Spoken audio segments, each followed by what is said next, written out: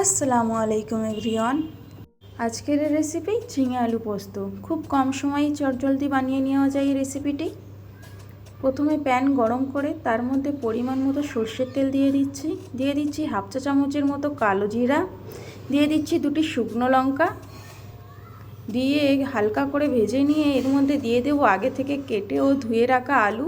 এখানে আমি 2টি আলু ইউজ করেছি এবং এই রকম করে কেটে নিয়েছি।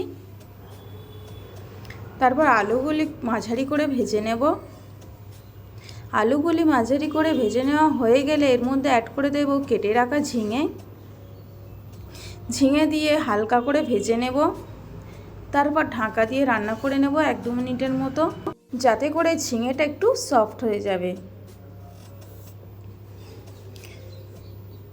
তারপর ঢাকনা খুলে খুব ভালোভাবে নেড়ে চেড়ে দেবো ঝিঙেটিকে।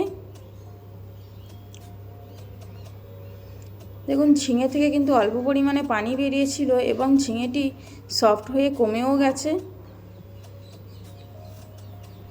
তারপর মিক্সির জারে 1 থেকে 1.5 চামচ পরিমাণে পোস্তদানা ও 4 থেকে 5টি কাঁচা লঙ্কা দিয়ে খুব ভালোভাবে ব্লেন্ড করে নিয়েছিলাম। কাঁচা লঙ্কা ও পোস্তদানার পেস্টটি দিয়ে দেব হাফ চা চামচের মতো হলুদের গুঁড়ি, আর দিয়ে দেব হাফ চা চামচ পরিমাণ নুন। আপনারা চাইলে হাফ চা চামচ পরিমাণ চিনিও অ্যাড করতে পারেন। সব মশলা দিয়ে ভালোভাবে কষিয়ে নেব 1 মিনিটের মতো। ঝিঙে আলুর সঙ্গে মশলা কষানো হয়ে গেলে ব্লেন্ডারে জারটি ধুয়ে একদম খুব কম পরিমাণে, যেমন হাফ কাপ পরিমাণ পানি দিয়ে ধুয়ে নিয়ে ওই পানিটাই দিয়ে দেব। তারপর তরকারিটাকে খুব ভালো করে নেড়ে ছেড়ে ঢাকা দিয়ে রান্না করে নেব 1-2 মিনিট মতো। ঝিঙে ও আলু কিন্তু কষাতেই গলে গিয়েছে। দেখুন আলুটা তো একদম পুরো সফট হয়ে গেছে। তরকারিটি মাখো মাখো হয়ে আসলে ঢাকনা খুলে হালকা নেড়ে চেড়ে দেব। দিয়ে তারপর এর মধ্যে নামানোর আগে 1 চা চামচ পরিমাণ সর্ষের তেল দিয়ে দেব। এইভাবেই স্টেপ বাই স্টেপ ফলো করে আপনারাও বাড়িতে রান্না করে খাবেন।